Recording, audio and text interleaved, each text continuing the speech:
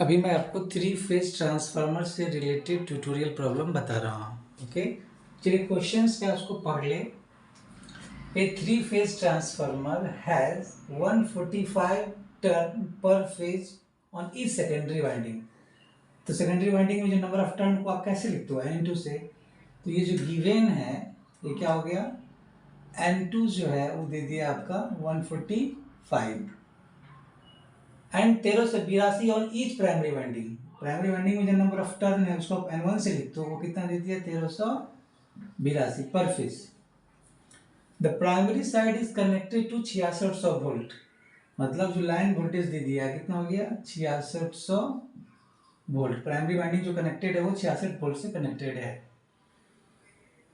Calculate the no load secondary line terminal potential difference, मतलब जब अपने ट्रांसफार्मर में जो लोड नहीं लगाया तो सेकेंडरी साइड में जो लाइन होगा उसके क्रॉस वोल्टेज क्या होगा।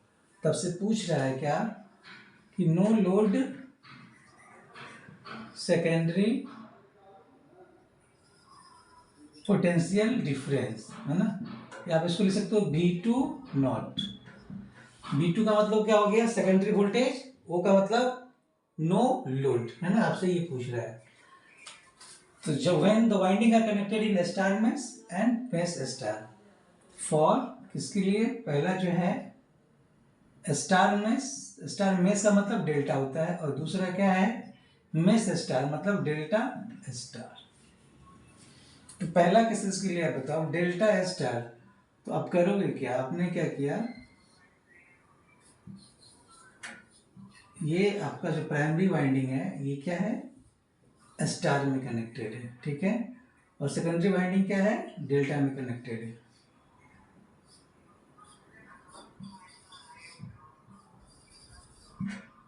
ओके,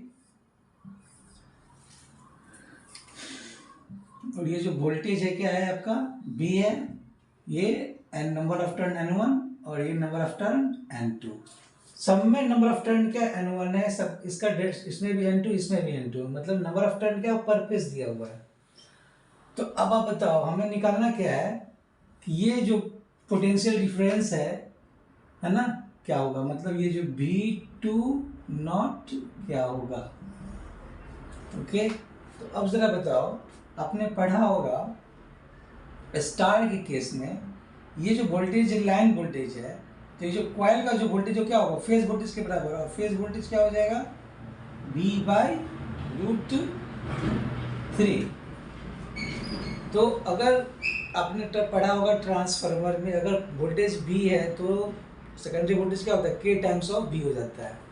तो ये इस कॉइल का जो वोल्टेज है क्या है V/√3, तो इस कॉइल का वोल्टेज क्या हो जाएगा KV/√3। ये दोनों लाइन के बीच का वोल्टेज क्या हो जाएगा KV/√3, क्योंकि ये कौन सा कनेक्शन डेल्टा कनेक्टेड, तो लाइन वोल्टेज हो जाएगा और फेज वोल्टेज दोनों क्या होता है सेम होता है। तो इस केस में जो होगा ये जो वोल्टेज होगा V2 नॉट वो क्या हो जाएगा KV/√3। अब K कैसे निकालेंगे हम, तो क्या K क्या है नंबर ऑफ टर्न रेशियो है, तो K क्या है N2/N1।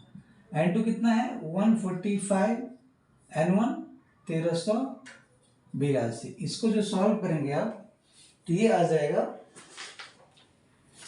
0.10492। ओके, तो अब बताओ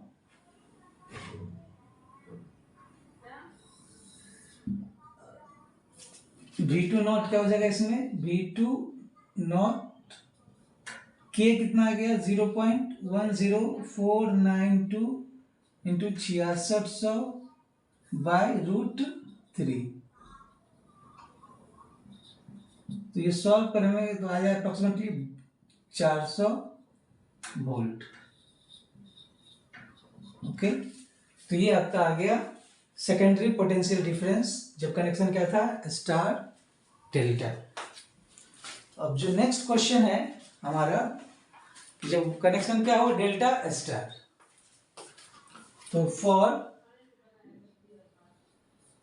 डेल्टा स्टार क्लियर। तो अब सपोज करिए कि आपका डेल्टा कनेक्टेड में है,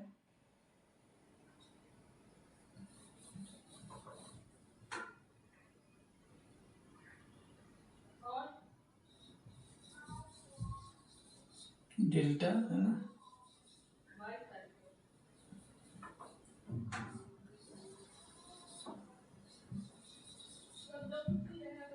ओके, ये डेल्टा कनेक्टेड है और स्टार, स्टार कैसे,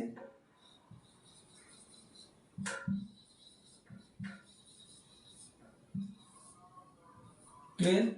और ये क्या दे दिया, वोल्टेज कितना दे दिया, लाइन वोल्टेज। अगर वोल्टेज मेंशन नहीं किया हो कि लाइन या फेज, तो उसको आप क्या मानेंगे, लाइन वोल्टेज है ना। ये वी है, तो डेल्टा, ये कौन सा कनेक्शन है, डेल्टा कनेक्शन। तो डेल्टा कनेक्शन में क्या होता है, लाइन वोल्टेज और फेज वोल्टेज दोनों सेम होता है। तो ये जो कॉइल का जो वोल्टेज होगा ये भी क्या हो जाएगा, V। ओके, तो अब ये जो कॉइल का वोल्टेज यहाँ V है, तो इस कॉइल का वोल्टेज क्या हो जाएगा, K टाइम्स ऑफ V। तो ये क्या हो गया, KB। हमें क्या निकालना है, ये निकालना है, लाइन वोल्टेज निकालना है ना, यही पोटेंशियल डिफरेंस है ना। तो स्टार कनेक्शन में क्या होता है, जो लाइन वोल्टेज होता है वो फेज वोल्टेज का √3 टाइम्स होता है। तो ये जो V2 नॉट है वो क्या हो जाएगा, KB √3। क्लियर। तो इसमें V2 नॉट कितना आ जाएगा, no load secondary voltage, K कितना है, ऐसे KB √3, तो क्या आ गया 0.10492 6600 इंटू √3, ये अप्रोक्सीमेटली कितना आ जाएगा, 1200 वोल्ट। क्लियर। तो ये आपका प्रॉब्लम था स्टार डेल्टा से रिलेटेड या डेल्टा स्टार से रिलेटेड, मतलब 3 फेज ट्रांसफार्मर से रिलेटेड प्रॉब्लम था। आशा करते हैं आपको ये समझ में आया होगा। Thank you.